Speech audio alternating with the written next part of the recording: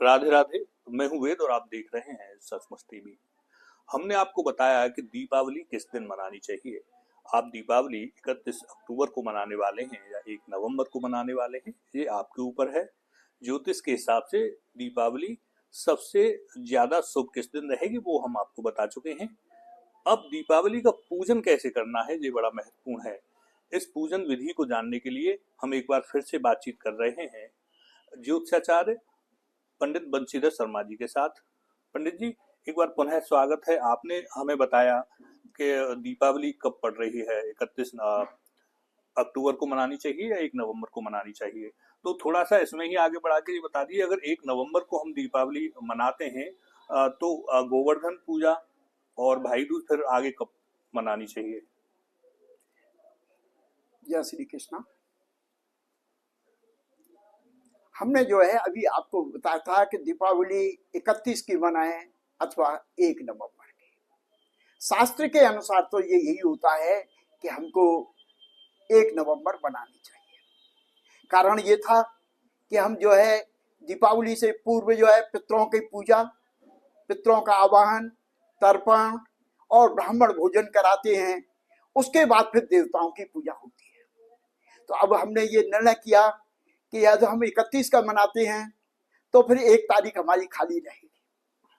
तो सबसे पहले फिर यही निर्णय हुआ कि हम जो है दीपावली को 1 नवंबर की ही मनानी चाहिए। जो हमारे शास्त्रों के, हमारे धर्म ग्रंथों के और हम व्रत पर्व त्योहार जो मनाए जाते हैं जिसके अनुसार, उन ग्रंथों के अनुसार जो है दोनों जो है 1 तारीख को बनाएंगे। अब सबसे पहले ये होता है कि दीपावली मनाए तो कैसे मनाए। तो इसमें यही बताया था कि मैंने कि 1 तारीख को प्रातः काल अमावस्या है, तो सबसे पहले हमें प्रातः काल स्नान आदि करके हमको पहले अपने पितरों का जो है आवाहन पूजन करना चाहिए। पितरों के लिए हमें यमुना जी स्नान करें, अथवा पितरों के लिए हम जो है कहीं तीर्थ स्थल पर हैं तो तीर्थ स्थल पर स्नान करें, कुंड में स्नान करें, कहीं भी जाएं हम पितरों के निमित्त स्नान करें। स्नान करने के बाद में उनको तर्पण करें। उनके लिए फिर आकर के जो है पितरों के लिए कुछ लोग ब्राह्मण भोजन पूजन करते हैं, अथवा बहुतों के जो है कहीं कहीं पर पितरों के स्थान बने हुए हैं, उनकी पूजा करने के लिए भी जाते हैं। वहां जाकर के फिर वहां पूजन करने के बाद में फिर ब्राह्मण भोजन कराएं, और ब्राह्मण भोजन करने के बाद हम जो है दोपहर का कार्यक्रम यहाँ पर 12-1 बजे तक हम ये पितरों का भोजन करा के स्वयं प्रसाद रूप में हम पितरों का प्रसाद पाएं। संध्या काल प्रदोष काल के अंदर हमारे पास में 1 तारीख को सबसे पहले जो है सूर्यास्त के समय वृष लग्न मिलेगी। वृष लग्न हमारे यहाँ स्थिर लग्न है। उस समय शुभ चौघड़ियां होंगी, तो हम वृष लग्न में ही अपने घर पर जो है पूजा पाठ कर सकते हैं। जी, तो महाराज जी, वृष लग्न कब से कितने समय तक के लिए है? वृष लग्न हमारे पास शाम को जो है 6:02 से प्रारंभ हो रही है और वो लगभग 2 घंटे रहेगी, 8:02 तक। और लक्ष्मी पूजन कब किया और जाना है? इसी समय जो है हमें लक्ष्मी पूजन करना चाहिए। वृष लग्न के अंतर्गत। वृष लग्न के अंतर्गत घरों पर तो वृष लग्न में ही किया जाता है। अब प्रश्न उठता है कि हमारे पास में अमावस्या उस समय समाप्त हो जाएगी, पर शास्त्र हमारा ये कहता है कि जैसे हम जो है तिथियों को मनाते हैं कि हम सूर्योदय के समय होता है तो हमें ये पूरे दिन जो है चाहे तिथि खत्म हो जाए, एकादशी हमें द्वादशी भेदी एकादशी मनाते हैं वैष्णव लोग, तो हमें भी उसी तरह से अमावस्या प्रदोष काल में है 1 तारीख को, तो हमें आगे की जो लग्नें मिलेंगी निश्चित काल मिलेगा। प्रदोष काल के बाद में उसमें सिंह लग्न आएगी लगभग जो है 12:30 बजे, उसमें भी हम जो है पूजा कर सकते हैं। उसमें ये विचार न करें कि प्रतिपदा है। जो ऐसा विचार करता है वो गलत है, क्योंकि हम जैसे एक द्वादशी भेदी एकादशी मनाते हैं तो हम एकादशी को जो है त्रयोदशी भी मिल जाए या द्वादशी भी मिल जाए, पर दशमी भेदी एकादशी नहीं मनाते। सब जगह वैष्णव लोगों ने परा को लिया है। परा का मतलब है कि यदि दिन में कोई त्योहार मनाया जाता है और सूर्योदय के समय है तो उसे जो है पूरे दिन माना जाएगा। यानी आप दीपावली का पूजन 1 नवंबर को हम 1 कभी नवंबर तक भी को कर ही सकते हैं शाम मनाएंगे। को। जी और अब हम जो है शाम को 6 बजे के बाद, 6:17 के बाद में पड़वा लग जाएगी, उसे इसमें विचार न करें। संकल्प में हम जो है, प्रदोष काल में अमावस्या थी तो संकल्प में भी हम जो है अमावस्या का ही उच्चारण करेंगे। यानी कि लक्ष्मी जी का पूजन 1 हम नवंबर को हम पूरे दिन कर सकते हैं, रात को तक भी, शाम तक भी। दूसरे दिन सूर्योदय तक हम कर सकते हैं, चाहे यानी 2 वो नवंबर प्रतिपदा लग जाएगी। जी पर फिर भी जो है कि हम 1 तारीख को सवेरे, 2 तारीख की सवेरे सूर्योदय तक भी जो है कि हम पूजा करते हैं। बहुत से लोग पूरी रात बैठ करके जो है गोपाल सहस्त्रनाम का पाठ, राधा राधा स्तोत्र का पाठ, श्री सूक्त का पाठ करते हैं। वो भी जो है उसी दिन किए जाएंगे। महाराज जी, दीपावली पे पितरों का 12 बजे तक आवाहन कर लिया जी और 12 बजे से बाद में नहीं कर सके हम। 12 बजे, 1 बजे, 2 बजे तक ही एक्चुअल जी। में पितरों का आवाहन, पूजन और प्रसाद खाया जाता है। आह्वान कैसे आह्वान का यही है कि हमने जो है यमुना जी पे गए, मैंने बताया था अभी थोड़ी देर पहले कि स्नान करते समय, हे पितरों, हम स्नान करते हैं पर उनका नाम लेकर के हमने डुबकी लगाई, तो हमने क्या कहा, हे पितरों आप स्नान करो, जी हमारे पुरखागण हो, हमारा स्नान करो। आपने सबको बताया जो है यमुना जी पे यमुना जी पे या घाट पे, कुंड पर, किसी तीर्थ स्थल पर, और नहीं तो घर पर ही हम स्नान कर रहे हैं तो अपना स्नान कर लें। वह स्नान में यही ध्यान रखा जाता है पितरों की पूजा में कि हम जब स्नान करें तो स्नान करने के बाद कपड़ों को निचोड़े नहीं जब तक तर्पण न हो जाए। तो हम अपने नहाने के अंडर, बनियान, कच्चा जो भी है, धोने के कपड़े एक साइड में डाल दें।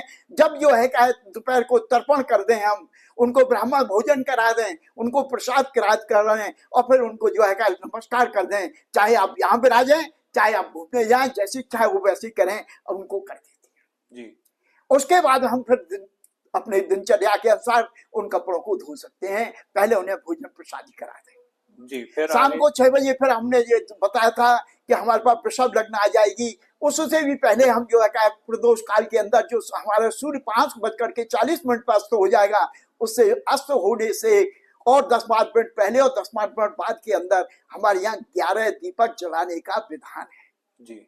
वो 11 दीपक किसके हैं? सबसे पहले इष्ट देवता ब्रह्मा, विष्णु, महेश। ये कभी कभी घर में ना हो तो हम कभी मंदिर में, देवालयों में जाकर के इनको पूजा करते हैं। कभी नदी है तो हम नदी के किनारे एक दीप दान करने जाते हैं कि हमारे यहाँ आज दीपावली है, आप सबसे पहले हम आपका आह्वान करते हैं, आपकी पूजा करते हैं, आप हमारा कल्याण करें। तो 11 दीपक आप तो घर में हमने भी जला सकते हैं या बाहर भी? घर में भी अपने, यदि कोई ऐसी व्यवस्था है, आजकल तो फ्लैटों का संचालन है, तो फ्लैटों के संचालन में ये भी हो सकता है कि हमें कॉलोनी के अंदर मंदिर है, वहीं पे हम जो है 11 दीपक जलाए जी। अपने किसके नाम का? एक तुलसी पर दीपक जलाएं, एक जो है क्या गोपाल जी का जलाएं, एक ब्रह्मा, विष्णु, महेश का जलाएं, एक जो है क्या नरसिंह भगवान का जलाएं, एक जो है क्या गोपाल जी का जलाएं, एक राधा रानी का जलाएं, एक भगवान शिव का जलाएं। ब्रह्मा, विष्णु, महेश में ये आ गई। इस तरह से 11 देवताओं के निमित्त कोई 5 जलाता है, कोई 11 मानता है, जिसके हृदय में जैसी भावना है। इसका किसी के भावना यही है कि मैं तो आज पूरा मंदिर ही जो है दीपा पूरा दीपक से ही जलाऊंगा, तो मंदिरों में हजारों दीपक भी जलवाते हैं लोग। इसमें उत्तर प्रदेश सरकार ने कई दफे जो है क्या मंदिरों में जलवाए, देवालयों में जलाए। देवालयों की भी जो है क्या दीपावली मनाई जाती है, उस पर भी जो है क्या देव दीपावली कहते हैं, हजारों दीपक जलवाते हैं। महाराज जी फिर लक्ष्मी पूजन अभी तो हम जो है संध्या समय चल रहा है, अभी इन सबको करने के बाद तब बैठेंगे हम पूजन करने के लिए जी। अब हम इन देवालयों में इनका पूजा करने के बाद में हम अपने स्थान पर बैठ गए और पूजा की सामग्री लेके बैठ गए। सबसे पहले हमें पूजा जो है घर के अंदर सबसे पहले घर के पूरब उत्तर के कोने में करनी चाहिए जी।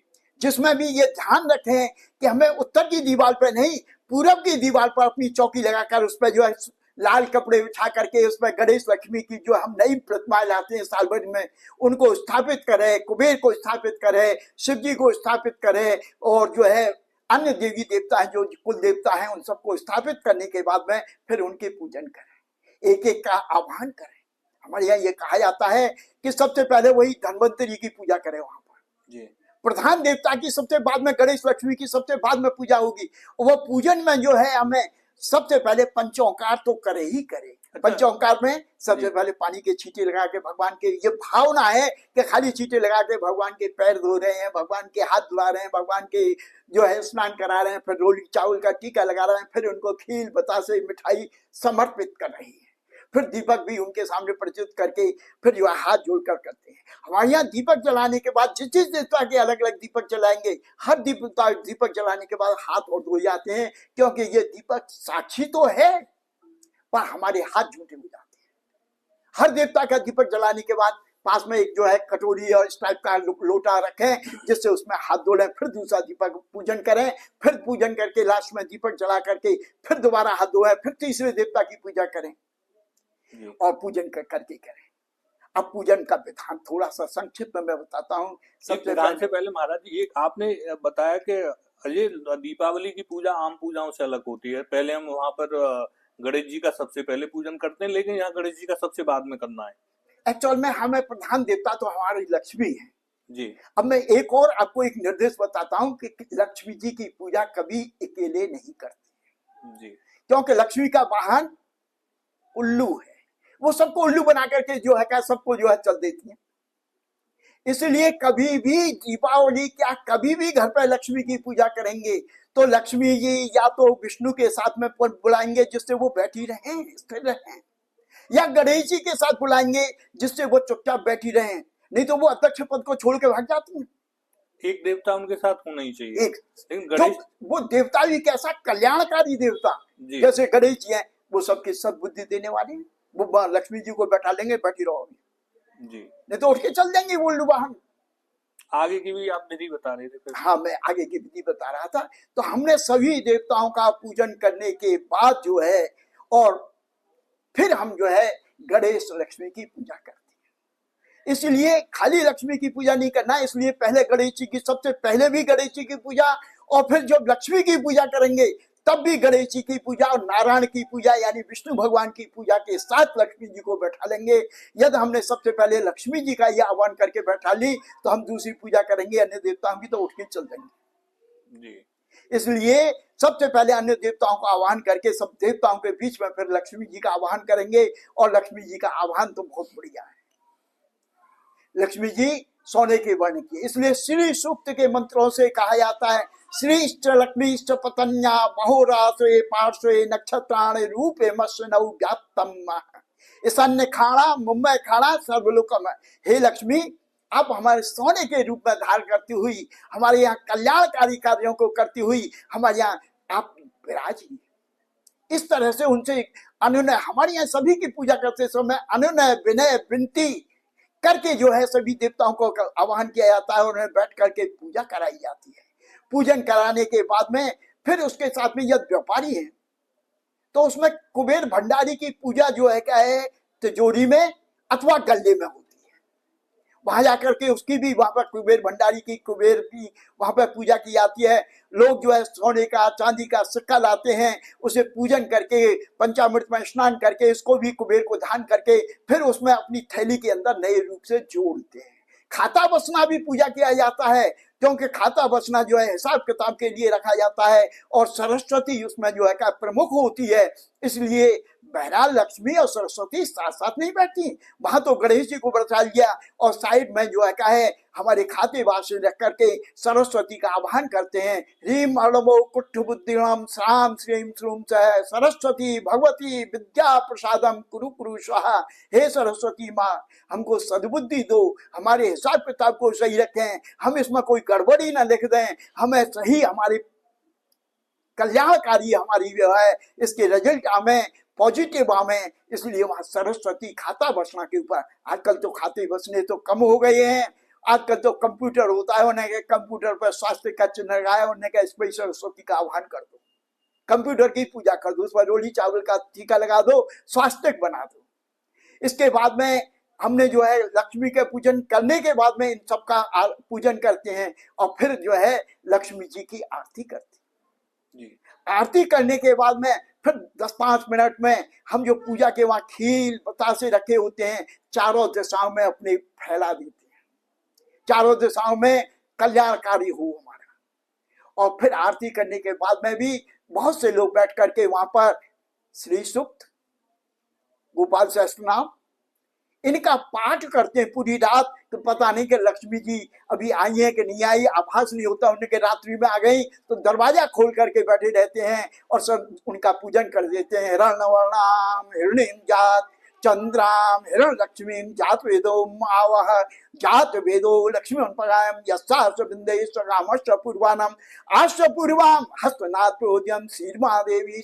ये श्री सूक्त है, इससे इनके पूजन भी किया जाता है और रात्रि भर इनको सुनाया जाता है कि हे रण, हे सोने की लक्ष्मी, हे स्वर्णकार की लक्ष्मी, तुम हमारे यहाँ आकर के विराजो, हमारा कल्याण करो। महाराज जी ये कब तक पूजन होना है श्री सूक्त से, रात्रि में कब तक? ये जो है सवेरे 4 बजे फिर दूसरी आरती होती है। सवेरे 4 बजे तक हमारे पास जो है बताया ना कि अमावस्या जो है का सूर्योदय तक रह गई, पर जो है ब्रह्म मुहूर्त में फिर जब पाठ कर लेते हैं फिर उनकी आरती करते हैं। बहुत से लोग घर गृहस्थी में शाम को जो पूजा करी, प्रदोष काल में कर ली, वर्ष लग्न में कर ली।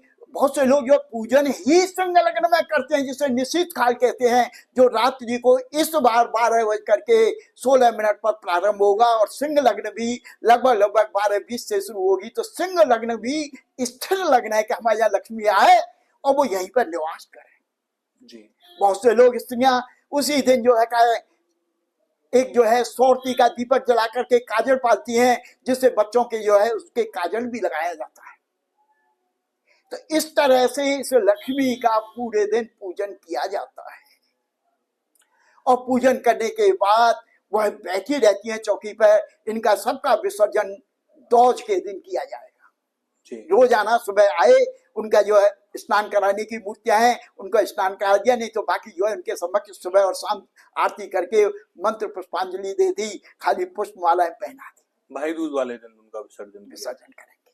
अब दीपावली पर्व कैसे मनाया जाना है, कब पूजन होना है, धनतेरस का पूजन कब होना है, कैसे होना है, उसके बाद नरक चतुर्दशी का पूजन कब होना है, फिर अब बड़ी दीपावली यानी लक्ष्मी जी का पूजन कैसे होना है, उस दीपावली के पूजन की पूरी विधि है। और आप बड़े विधि विधान से इस बार लक्ष्मी जी का पूजन करके उन्हें अपने यहाँ पर बुला सकते हैं, उन्हें आमंत्रित कर सकते हैं। ये पूरी पूजन की विधि रही और आगे भी दीपावली से जुड़ी हुई और हिंदू धर्म के सनातन के सारे त्योहारों से जुड़ी हुई रोचक जानकारियां और उनकी जो शास्त्रीय विधि है वो हम आपके सामने इसी तरह से लाते रहेंगे। दीजिए हमें अनुमति। नमस्कार, जय श्री कृष्ण।